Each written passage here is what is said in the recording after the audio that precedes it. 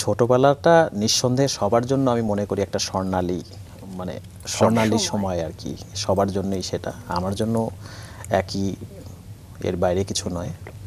আমার ছোটবেলাটা আপনারা যেটা বলছিলেন সিরাজগঞ্জ জেলার শাহজাদপুরে, আমাদের শাহজাদপুরের মধ্যেই আরেকটা আমি বলবো একটা গ্রাম বা মহল্লা যেটাই বলি সেটার নাম হচ্ছে দারিয়াপুর। দারিয়াপুরটা হচ্ছে রবীন্দ্রনাথ ঠাকুরের আসলে কাচারি বাড়ি হচ্ছে দারিয়াপুরে, পাশাপাশি আমাদের বাড়িটা, এবং সেই হিসাবে দারিয়াপুরে আমার বেড়ে ওঠা। আপনার সিরাজগঞ্জে জন্ম হয়েছে, কেমন ছিল স্যার আপনার দিনগুলো, সেগুলো খুব জানতে ইচ্ছে করে। আমি একটু যোগ করতে চাই যে স্যারের নাম হচ্ছে অজয়। অজয় মানে তো হচ্ছে অপরাজয়, এবং 1971 সালের মুক্তিযুদ্ধে যেমন বাংলাদেশ স্বাধীন হয়েছিল, জয়ী হয়েছিল, এবং সেই থেকেই বোধহয় আপনার বাবা নামটা রেখেছিলেন অজয়। হ্যাঁ, যেহেতু তার কিছুদিন পরই আমার জন্ম, আমি যেটা তো আমার তখন থেকেই আসলে মানে অজেয় শব্দটা থেকে বোধহয় নামটি বোধহয় ওনার নেওয়া আর কি। কারণ আমার বাবা আবার এই নামগুলো নিয়ে আসলে অনেকটাই কাজ করতেন আর কি। অনেক সময় আমি আমার নিজের ছেলের ক্ষেত্রেও সেটা জানি, সেটা হয়তো আবার কখনো একদিন বলবো আর কি। আপনার জন্মের একটা ইতিহাস রয়েছে, মানে সারা রাত মা কষ্ট করেছিলেন, একটু সেই গল্পটা শুনে। এই গল্পটা আমার মার কাছ থেকে আমার শোনা বা আমার পরিবারের কাছ থেকে শোনা পরবর্তীতে, যেটা হচ্ছে যে মুক্তিযুদ্ধ পরবর্তী সময়, মুক্তিযুদ্ধ চলাকালীন সময়ে যেহেতু আমি গর্ভে ছিলাম, তাকে অনেক কষ্ট করতে হয়েছে এবং বিভিন্ন জায়গাতে বিভিন্ন সময় তাকে থাকতে হয়েছে। তো সেই জায়গাগুলো থেকে ডেফিনেটলি তো তাকে অনেক বেশি, কেননা আমি এমন গল্প শুনেছি যে ওই সময় আমাদের বাড়িতে কেউই কখনোই থাকতে পারেনি আর কি। বিভিন্ন জায়গাতে বিভিন্ন সময় তাদেরকে থাকতে হয়েছে, যেটা হয় আর কি একটা যুদ্ধের সময়। হ্যাঁ, ওইরকম একটা ইস্যুর সময় আর কি। এবং কালী পূজার খুব সম্ভবত 3 দিন আগে আপনি হয়েছিলেন, এবং সম্ভবত হতে পারে 16 অক্টোবর ছিল সেটা। তো আপনার সম্পর্কে আমরা তো কিছু তথ্য জানি, সেগুলো একটু দর্শকদের জানিয়ে আসি, তারপর আবার গল্পে ফিরবো। দর্শক, এবছরের প্রথম দিন তিনি সামাজিক মাধ্যমে লিখেছিলেন, যা হারিয়েছ তা স্মরণে রেখো না, বরং যা তুমি অর্জন করতে চাও তা স্বপ্ন দেখো। শ্রদ্ধেয় অজয় কুমার কুণ্ডুর জীবন এই উদ্ধৃতির মাঝে দাঁড়িয়ে আছে। ছোটবেলা থেকে অতি মানবীয়, অতি সাহসী স্বপ্ন তিনি মনের মাঝে বুনতেন। কখনো সেগুলো সফল হবে সেই আশা না করে বরং কাজ করে গেছেন। আর আজ কর্মজীবনের 31 বছর পূর্ণ করে তিনি একজন সফল মানুষ। দীর্ঘ এই সময় তিনি শূন্য থেকে শিখরে ওঠার বন্ধুর এক পথ পাড়ি দিয়েছেন। 1994 সালে অনেকটা জীবন জীবিকার তাগিদে শাহজাদপুর থেকে ঢাকার উদ্দেশ্যে পা বাড়িয়েছিলেন। তখন তিনি বিসিএস ডিগ্রি পরীক্ষা দিয়েছেন মাত্র। সে বছরেরই 6 জুন তিনি স্কয়ার টয়লেট্রিজের বিশেষ একটি পদে পেশাগত জীবন শুরু করেন। 31 বছর পর তার নামের সঙ্গে যুক্ত হয়েছে যেসব পদ: মিডিয়াকম লিমিটেডের চিফ এক্সিকিউটিভ অফিসার, মাছরাঙা টেলিভিশন এবং রেডিও দিনরাত 93.6 FM এর নির্বাহী পরিচালক, সান মিউজিক অ্যান্ড মোশন পিকচার্স লিমিটেডের চিফ অপারেটিং অফিসার এবং এক্সিকিউটিভ প্রডিউসার। তার দূরদর্শী নেতৃত্ব, কাজের প্রতি একাগ্রতা, সততা, কৌশলগত উদ্যোগ গ্রহণ গুরুত্বপূর্ণ ভূমিকা রেখেছে তার এ পর্যন্ত আসবার পেছনে।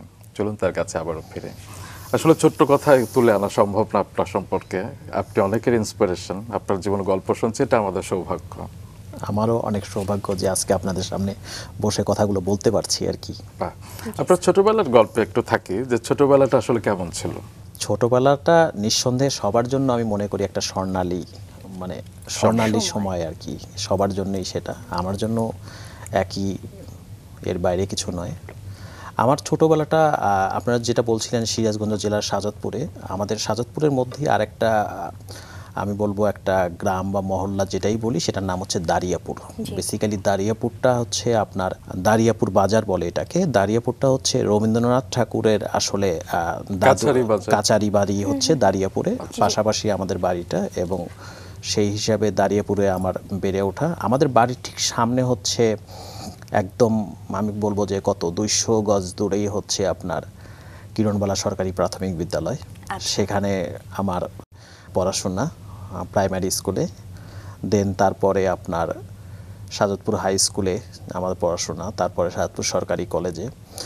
ছোটবেলার কথা একদম বলতে গেলে আমি শুধু এইটুকু বলবো যে আমরা অনেকগুলো ভাই বোন, এবং অনেকগুলো ভাই বোনের চাইতেও বড় কথা হচ্ছে যে আমাদের হয় না যে গ্রামে খুব পাশাপাশি বাড়িগুলো বা কাকাতো বা অন্যান্য ভাই বোন যারা আমাদের একটা অনেক বড় পরিবার মনে হতো, আমাদের যৌথ পরিবার। এবং আমাদের বাড়িঘরগুলোর একটা ধরন ছিল, ধরনটা হচ্ছে এরকম যে চারদিকে আপনার ঘর থাকবে, মাঝখানে একটা অনেক বড় উঠান থাকবে, এবং সেই উঠানে প্রতিদিনই কিছু না কিছু, মানে সেটা ধর্মীয় অনুষ্ঠান হোক, সেটা সামাজিক অনুষ্ঠান হোক, সেটা সব সময়ই আমার মনে হয় যে আপনার এটা হবে। এবং এই যে উঠানের কথা বললাম, এই উঠান নিয়ে আমাদের অনেক কথা মনে পড়ে।